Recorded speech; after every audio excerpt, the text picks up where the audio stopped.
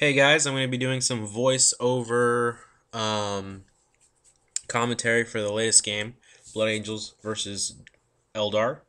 It was 1,000 points, me versus Greg. Um, this game is probably one of the only games that I didn't bring Mephisto onto the table, and I actually won it straight out. So, getting to the first picture here, commentary wise. I use the stratagem of one objective on my side, and I put my heavy las cannon and its combat squad 3 inches from it, and put the rest of the objectives to my side above me, and let him keep his objective. That way, for the Blood Angels, I'm very assault, so I keep my only real long range heavy squad behind to hold the objective, and then I assault forward and take whatever objectives I can get. So this is my uh, plan, and it seemed to work. So we're here. We have the objective to my left, and you don't see one of the tactical marines. He's on the other side of that box. That is my las cannon squad. All right. So next picture. All right, and so we got the next picture here. Towards the first turns, um, I basically move everything up. Um, go to the objective to the right offside the screen, and he moves up to sweep around. Um, Unfortunately, he wanted to land in the terrain and mobilized himself because that's where he wanted to land. I told him, though, skimmers can move through terrain, but he said he actually wanted to land there, and that's where the problem lied. Is he rolled a 1 and immobilized himself. Um, as you can see, he's on the edge of it. Even we were looking at the rules, and it kind of says if you get immobilized in terrain, you stop where you were about to enter. So if he, we were a little iffy if he actually immobilized himself inside of it or on the edge of it. So we just kept him on the edge. So he mobilized himself over there. Turn one, pretty simple since we're both pretty mobile army-wise. We just pretty much swept, moved in, closed some distance, took some pot shots, and not too many casualties. I killed maybe 5 or 6 rangers from the beginning. I don't think he did anything really on his turn. So we'll move to the next picture. All right, so what we have here is the rest of his ranger squad moving up to try to get into cover and contest the objective on the north, as you see there. You have northwest of the picture, you have his tanks and skimmers. Viper kind of moving in to shoot back at my tanks and try to slow them down. So I basically kind of stormed the middle there, and I kind of the Razorback you see kind of at the bottom to the right. He kind of didn't really know what to do with him. I should have swept him around from the beginning, but he kind of just going right down the center. So I was kind of just trying to meet him head on, and later in the game I kind of sweep it around a little too late. But tactics here and there. As you can see, the lower one, the lower rhino, the lower razorback, down left, pop smoke. I move him up, pop smoke. He was way down, and I was not too worried about his immobile wave serpent. He would have to close a lot of distance to make that objective, and my tanks were pretty much still pristine, so I wasn't too worried about having to sweep back. Plus, my dreadnought was still on the closing up on the 50-yard line, so I could double back pretty easy with the heavy flamer and melta gun and 2 close combat dreadnought arms. So wasn't too worried about that at the moment. The only thing I was really worried about was his bright lances and his fire prism tank shooting at my tanks. He did have a very decent amount of anti-tank weapons. So not too worried so far, just making some tactical moves, some tactical errors. But right here, I'm moving up, trying to sweep to the center, and he's trying to meet me halfway as well. All right, so this is just a different angle, pretty much. it looks like in these pictures, his shooting phase, he dinged up some of my vehicles. Looks like the rhino to the right is when it actually gets immobilized. Throughout the video, it sits there pretty much immobilized, popping smoke and shooting when it can. Um, my poor ball predator gets can't move or shoot, and so it doesn't do much this turn. Um, my dreadnought doesn't take any damage. Pretty much the middle is we're just kind of trying to get through the middle here and take pot shots at each other.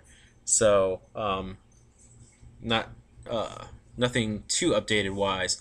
I believe you don't see it right now, but my last cannon actually did fire. His Wraith Lord was off to the left a little bit, and my last cannon could actually see it. Couldn't see anything else, so it shot at. In the beginning, it shot at the Wraith Lord, taking a wound off of him. Then it saw the Wave Serpent's rear, and it kept shooting at it for probably the rest of the game, managing it to destroy it only towards the end. But it actually did destroy it, so I was pretty happy about that. So next photo. Here's where we start getting real up close and personal. Everything is pretty much in range, and everything is real crucial at this point of this real spearhead of the going down this alleyway. If things start bottlenecking, it'll be bad for me, good for him. If I start wrecking his vehicles here, he can't sweep around or push through. So a lot of the stuff I have got immobilized or can't shoot. And the Dreadnought is now out in the open because of the cover from the ball predator is out of the question. So he moves up, runs through the middle, and pops smoke. And then we have the two smoke popping on the right sides. Bad tactical error on my side again, unfortunately.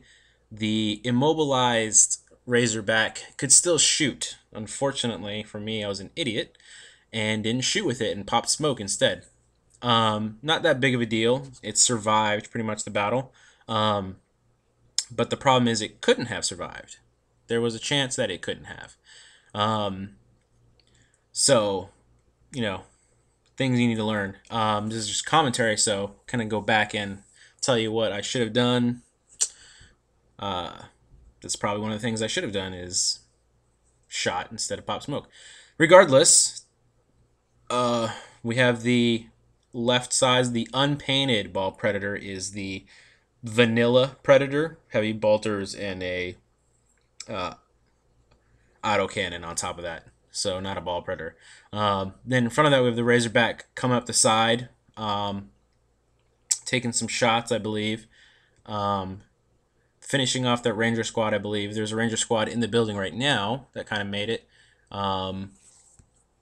So at this point, just kind of still pushing through. The tanks themselves are taking their time while the Razorbacks are trying to clear the path of any troops. So that's me pushing through the center still. This is a picture of his fire base. Basically, he has his Wraith Lord, his Guardian Squad with a Warlock, and a Star Cannon. His Wraith Lord has a Bright Lance. Pretty good fire base. Basically what mine is, except better. Problem is, he can't see anything, even with his Wraith Lord back there. See, the dice behind him is the one wound from him poking out too far. Should have been a little braver with that Wraith Lord. I think he was keeping it close because of that Warlock next to him. He could have been a little braver, maybe stretched it out a little further, and maybe try to do the Wraith Sight checks. Because I believe it's a 1 if you roll a 1. It might be a 1 or 2, I don't know. But it's a really low number, so the odds are it won't shut down, and if it does shut down, there's nothing too close for it to automatically hit, or hurt it, for that matter. With me missing Mephiston, I only have one Power Fist and a Melt-A-Gun. So not really too many things I could deal with that Wraith Lord hand-to-hand wise. It could get shot up, yeah, but I still have to roll to shoot and hit if its Wraith Sight went down. So his fire base is pretty good. He could have been a little bit more aggressive. I think he kept he was keeping it closer because if anything poked around, he'd probably just shoot at it. Um, Things do get close, and he does shoot at it with his Wraith Lord. Um, but this is a picture of his firebase. The orange Dire Avenger chilling there with the blue Mohawk is his objective, or well, the objective on this side. I call it his because it's an Eldar. So we have in this picture, right in the middle, we have that objective. That's the downed Space Marine objective. As you can see to the left is the Razorback immobilized with the Wave Serpent in the middle, kind of poking its head out there. You have the three surviving Rangers of one of the squads in the building, probably right next to the objective. So that's probably 3 or 4 inches right there. So contesting at this point, and I think he got a good run. They ran pretty far into the building. I think he was trying to get to the top or to a point where they didn't have any line of sight to the enemy, but had line of sight to anything that might come out of any of my vehicles. So at this point, he was trying to hunker down with that troops choice right there, I think, and take any pot shots that present itself. In that squad, in that Rhino, that Razorback is actually my assault squad with Power Sword. There are many times during this battle where I kept thinking about popping them out because that Razorback was actually immobilized throughout the game, meaning it was a sitting target. So if it blew up, I'd have to take automatic, wounds or automatic war armor saves if I had to come out, etc., etc. And I was thinking maybe if I just popped out and took out those Rangers and then try to run back. It was a good thing I didn't because his striking scorpions come out and they could have just popped out, fleeted, and just wrecked that squad because they have initiative 5 and I don't have the blood rage on anything pretty much except for one squad that doesn't need it. So the favor would not be in mine if I were to pop out. I didn't know he had striking scorpions in there. I knew he had something in there. I didn't ask or anything like that. I thought he had banshees or whatnot. But it was a whole like 10 or 12 man squad of striking scorpions. So it was a good thing I didn't have my guy sitting out there. There'd be a big matzo ball just hanging out there. All right, and in this picture, I think is just another angle of me pushing to the center. Again, at this point, you can see the dice on there. Those are smoke popping, so it's pretty much the same turn, I think, in which I've been immobilized, can't move or shoot kind of thing, so I had to pop smoke. Dreadnought through the center with smoke popping out of him. So you can kind of see the huge obstacle in the middle of the game board blocking me from his power base. You can see in the background all fuzzy with his tanks pretty much blocking the way. So I'm sitting tight, shooting what I can, moving up when I can at this point. All right, and here comes his backup. Fire dragons come flying out. Not too far out, but they do take shots at the back of the vanilla predator. He got some unlucky shots and some misses, but I believe his first volley managed to blow up the autocannon on top. And I believe he got a shaken result, crew shaken, in which I couldn't move or shoot. So it kind of sucked because I knew at that point they'd just move up and melt more through the back of the poor tank, and it was pretty much an easy kill from this point of the game. I was gonna let him have it because at this point I had done some good damage. I was in a good position, something I could give up without having to back up and try to deal with these. Plus, they were a good distance from my objective in the back, so I wasn't too worried at this point. If my ball predator went down, I would have probably tried to drop back a little bit, one squad. to deal with them because I wouldn't have the assault cannons and heavy bolters to deal with this squad right here. Not enough firepower to take him down, especially while he was in that cover. All right, here come the striking scorpions. He moves the way serpent over, and I believe he was trying to break some line of sight, but he couldn't quite make it. Striking scorpions pop out. I believe it's a 10 or 12 man squad, as many as the wave serpent can hold, so probably 12, if that's the case. You can see to the left, the ranger squad's still there. So I wasn't too worried about it at this point. They can do a lot of damage, so I was trying to, at this point, probably be conservative on my right hand side, left hand in this picture, of releasing any of my troops. See, it was a good idea that I didn't pop out any of my troops in this choice, because they would have just run through the building and wiped them off the face of this planet. Striking scorpions are really quick. Here we have on my turn, I move up. What you can see here, my Razorback disembarked my Space Marines with a Power Fist. I ran up, made a lucky strike with my Sergeant. He got 1-6 to hit that fast Wave Serpent. And then I rolled high enough to glance and wrecked it. No, not a glance. Excuse me, penetrate. It was a glance or something like that. But then we realized that, again, all the strikes are against the back of the vehicle, of course, so it went to a penetrate, then it blew up. We made some armor saves. It killed one of his, I believe, and then through the shooting phase, I believe I killed only one other one, but I wasn't concentrating too much firepower on them. I was trying to kill all those ranger squad. As you see to the left, there's no rangers left in that building. Here we have another angle. Still pushing forward. Still immobilized on the left side. Ball Predator is freed up now. Can actually do stuff. And it looks like my Razorback on the right, it was stunned still, and that's why I had to get out as well. Kind of far away. I can only consolidate, so I consolidate after the assault 1 inch back, unfortunately. I didn't want to go 1 inch forward because the Wraith Lord would have seen me and probably shot at me. Same with his Guardian squad. Still pushing forward. The Viper is a wreck as well.